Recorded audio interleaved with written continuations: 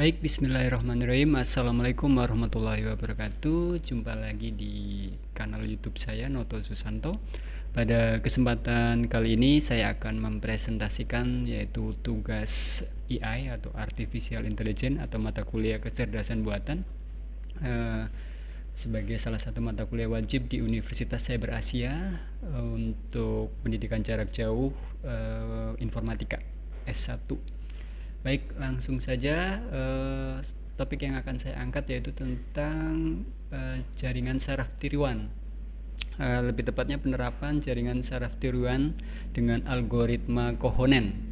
Dalam hal ini, studi kasus contoh yang akan saya presentasikan yaitu terkait penerapannya dalam menganalisis pada bidang kesehatan ya, dimana judulnya yaitu menganalisis algoritma Kohonen untuk pengenalan sebuah penyakit atau pola penyakit paru dalam kasus studi kasus kali ini.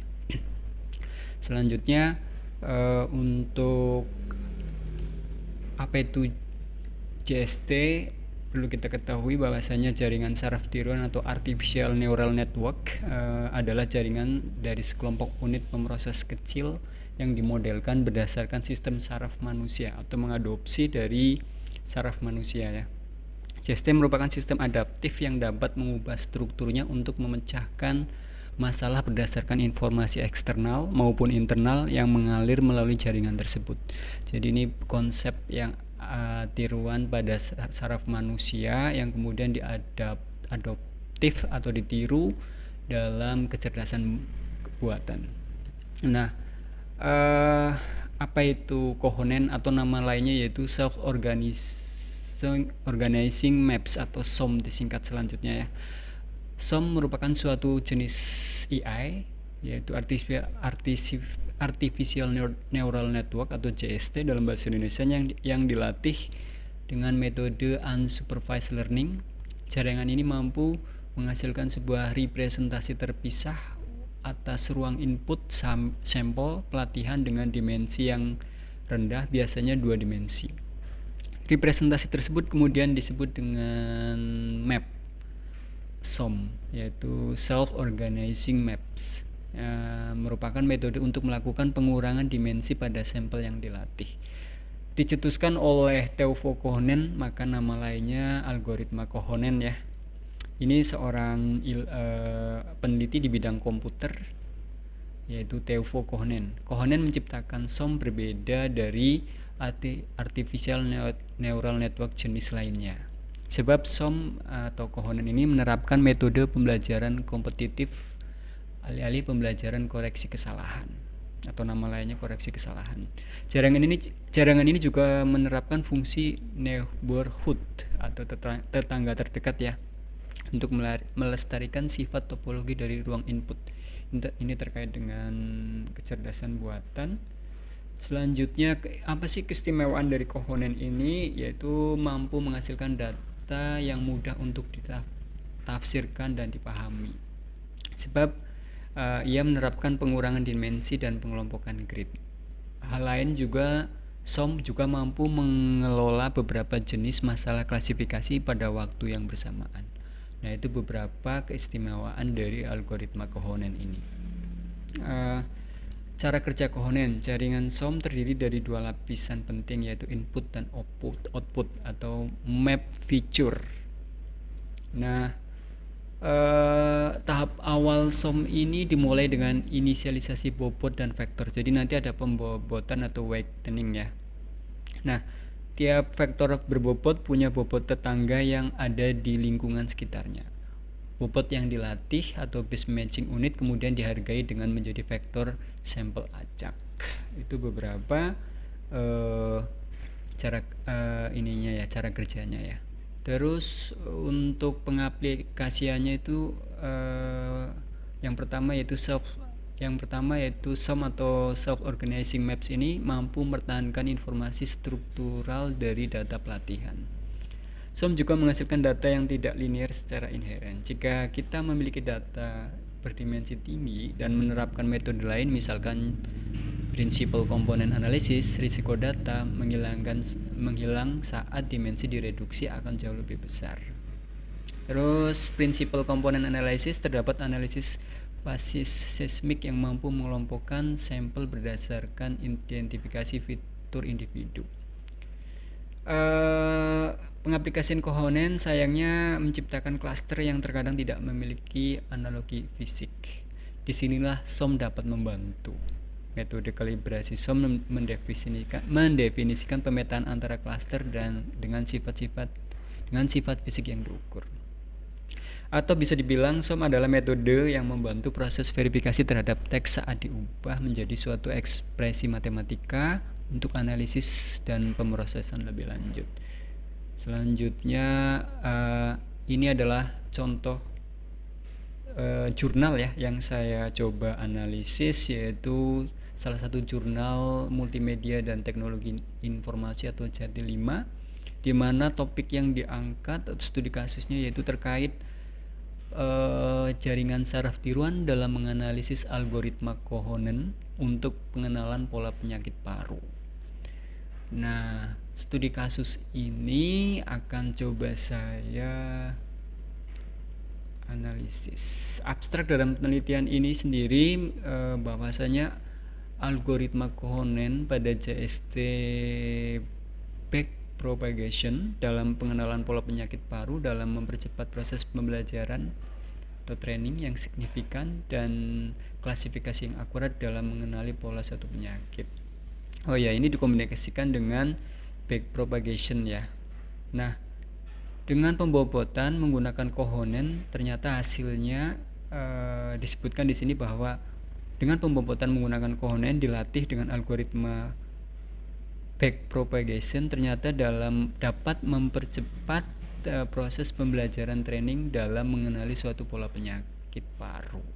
Nah, sebagai studi kasusnya disebutkan bahwasannya pembobotan menggunakan kohonen ini mempercepat proses pembelajarannya atau trainingnya ya. Terus algoritma kohonen. Jaringan kohonen telah banyak dimanfaatkan untuk pengenalan pola baik berupa pola citra, suara dan lain-lain, dan termasuk tentunya bidang kesehatan yang sedang saya bahas kali ini. Rumus yang digunakan dalam pembobotan berbasis kohonen ini bisa dirumuskan dalam matematis sebagai berikut, yaitu sigma n-1 di mana dj sama dengan sigma n-1 di mana i sama dengan 0. x1 sebagai xt dikurangi wij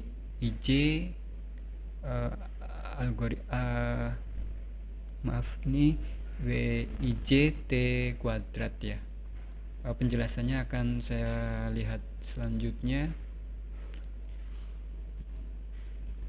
Hasil dan analisa ini proses penelitian yang dilakukan dalam jurnal ini. Data yang digunakan adalah 2 data sekunder gejala umum pneumonia. Ini terkait paru ya, pneumonia atau radang paru-paru, dan TBC paru-paru atau tuberkulosis paru yang diambil dari sumber ini jurnal lain ya, sistem pendukung keputusan klinis internet. Nah, data input yang digunakan ada 3, yaitu umur dan jenis kelamin yang pertama, yang kedua gejala penyakit, yang ketiga lingkungan dan kebiasaan. Dari penilaian ini yang menjadi tolak ukur adalah dari segi umur dan jenis kelamin, keduanya berpengaruh langsung pada jenis penyakit pasien. Nah, ini nanti dilakukan pembobotan ya. Setelah ini nanti akan ada tabel-tabel yang memperlihatkan prosesnya, hasilnya. Untuk penilaian pasien dengan umur yang lebih tua memiliki tingkat rentan lebih tinggi dibandingkan dengan umur pasien yang relatif lebih muda. Sedangkan berdasarkan jenis kelamin pasien, di mana kasus laki-laki lebih sering terjangkit kanker paru lebih besar daripada pasien kelamin wanita. Sedangkan untuk yang berdasarkan umur, data umur, jenis kelamin pasien dijadikan sebagian dari inputan jaringan saraf buatan yang menentukan pola penyakit kanker paru. Bentuk penilaian secara spesifik dapat disajikan sebagai berikut ini. Langkah-langkah algoritma kohonen. Inisialisasi bobot atau wij, Terus di sana akan dilakukan set parameter tetangga, set parameter learning rate.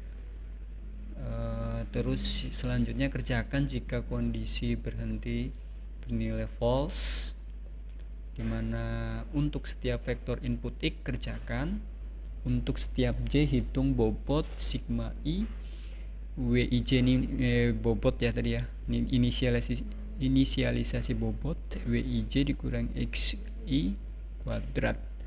Bandingkan bobot untuk mencari bobot terkecil. Untuk bobot terkecil ambil wij atau yang lama untuk mendapatkan wij baru, dimana notasinya wij lama ditambah alfa xi dikurangi wij lama. Untuk perbaikan learning rate untuk hal baru yaitu 0,5 kali alfa. Kurangi radius ketetanggaan pada waktu-waktu tertentu dengan cara mengupdate nilai bobot. Terus kondisi berhenti jika minimal error atau max epoch terpenuhi.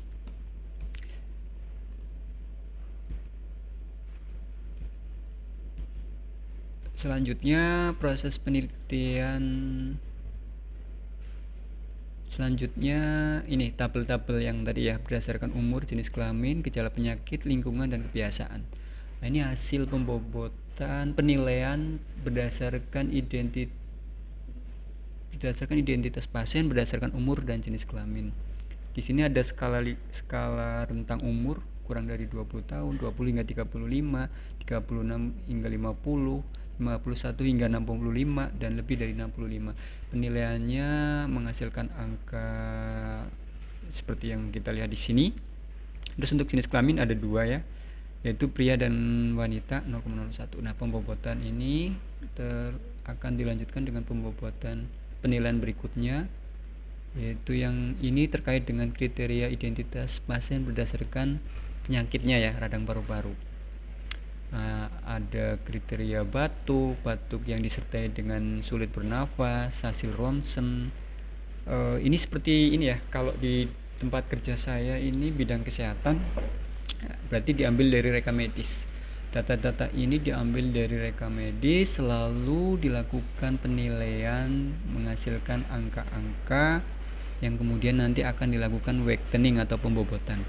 Selanjutnya yang tabel 5 ini berdasarkan kriteria identitas pasien berdasarkan TBC paru. Kalau tadi kan yang pneumonia atau radang paru ya. Kalau ini yang tuberkulosis paru. Di sini kriterianya batuk darah, demam, sesak nafas, sakit dada persisten, suara serak paru, ujung jari membesar dan terasa sakit, berat badan menurun, kehilangan nafsu makan. Nah, ini dilakukan penilaian juga, dengan hasilnya bisa kita lihat di sini.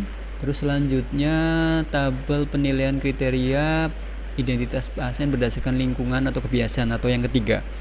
Di sini ada 3 lingkungan, yaitu prokok, lokasi tempat ini maksudnya ya dekat dengan pabrik, daerah polusi, atau riwayat anggota keluarga jika ya atau tidak jawabannya. Nah, ini ada nilainya juga. Terus yang terakhir yaitu dataset untuk keseluruhan pembobotannya. Umur dan jenis kelamin 20%, gejala penyakit 50%, dan untuk lingkungan dan kebiasaan 30%. Nah, di sini dihasilkan gejala penyakit 50% ya pembobotannya. Jadi untuk setiap penilaian kriteria akan diberikan bobot sesuai dengan keinginan si pembuat. Di sini untuk kriteria penilaian identitas pasien karena tidak terlalu signifikan mempengaruhi diagnosa, maka diberikan bobot 20%. Penilaian gejala penyakit diberikan bobot 50% karena memang yang akan kita atau peneliti sorot ya, karena untuk gejala penyakitnya. Oke, diberikan bobot lebih tinggi karena dianggap sangat mempengaruhi diagnosa secara signifikan. Sedangkan lingkungan dikasih bobot 30%. Ya, selanjutnya kita coba cek jurnal ya. Kita cek jurnalnya. Sudah saya buka tadi. Untuk jurnalnya sebentar. Nah, ini untuk jurnalnya. Saya akan coba lihat hasil grafik. Kita lihat hasil dari pembahasannya. Ini judul jurnalnya, terus coba kita lihat hasil pembahasan, hasil grafik pembahasannya. Oh ya, ini adalah arsitektur jaringan saraf tiruannya. Dia ada input, ada output, di mana di sini ada hidden layer ya. Jadi X1, X2, X3 hingga X terusnya. Pembobotan di tengah, di hidden layer. Terus hasilnya, hasil dari kohonen khususnya, karena ini kan kombinasi antara propagation, back propagation dan kohonen. Untuk kohonen kita lihat hasilnya sebentar. Nah, ini yang pengujian dengan algoritma kohonen pada JST, jaringan saraf tiruan propagation. Di percobaan ini juga menggunakan data yang dimasukkan secara manual pada sistem berdasarkan gejala yang dialami pasien. Data tersebut diolah dengan menggunakan algoritma kohonen pada pembobotannya, setelah itu dilanjutkan dengan algoritma propagation. Oke, kombinasi ya. Diketahui prediksi penyakit yang diderita pasien apakah termasuk pneumonia atau TBC paru. Untuk yang grafik kohonennya bisa kita lihat di sini. Untuk yang biru ini adalah untuk TBC nilainya, terus untuk yang paru-paru pneumonia yang orange. Disebutkan bahwasanya di penelitian ini hasil percobaan dengan algoritma kohonen dalam bentuk grafik, hasilnya dilakukan dengan metode kohonen lebih baik. Nah, ini garis bawahi daripada algoritma propagation. Nah, ini poin nih, bahwasanya metode kohonen ternyata lebih baik daripada algoritma back propagation dalam penelitian penentuan diagnosis pada kasus penyakit paru. Disebutkan di sini bahwasanya jumlah node pada input layer sangat mempengaruhi nilai bobot dan bias yang dihasilkan dengan metode ini. Jumlah node pada input layer adalah bergantung pada jumlah input data yang diteliti. Terus untuk hidden layer, ini ya, yang tadi hidden layer, mana ini hidden layer? Nah, ini hidden layer. Di sini disebutkan bahwasannya sebentar. Nah, ini. Oh, bukan. Nah, ini dia. Jumlah node pada hidden layer sangat berpengaruh pada penentuan nilai. Oke. Bobot dan bias. Jika jumlah node pada hidden layer semakin besar, maka faktor skala juga akan semakin besar. Jika faktor skala besar, maka nilai bobot juga akan bertambah dan interval bias dari input layer menuju hidden layer akan semakin besar juga. Oke, kalau ini hasil pengujian dengan penggabungan algoritma propagation dan algoritma kohonen. Disimpulkan bahwasannya ini dia yang untuk kohonen.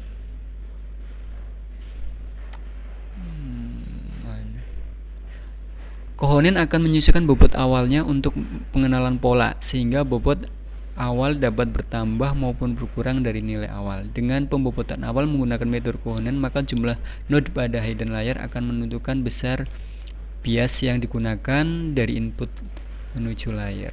Kita highlight. Kita highlight dulu mana nih. Oke, sampai sini. Lalu highlight. Nah, ini untuk perbandingan nilai error. Yang ini kohonen, ini yang propagation. Nah, terus kesimpulan dari penelitian menggunakan metode ini adalah sebagai berikut, yaitu bahwasannya tadi udah cek ini ya jurnal penelitiannya. Nah, ini jaringan saraf tiruan back propagation dengan algoritma kohonen pada jaringan saraf tiruan back propagation pada penelitian ini dapat mengenali pola dengan baik, yaitu pola penyakit paru pada kasus pneumonia dan TBC paru. Ini yang saya highlight, algoritma kohonen pada jaringan saraf tiruan backpropagation dapat melakukan pembelajaran dan pengenalan terhadap suatu pola dengan tingkat kecepatan yang jauh lebih tinggi daripada yang hanya menggunakan jaringan saraf tiruan atau JST backpropagation. Ya, karena tadi disebutkan dikombinasikan ya.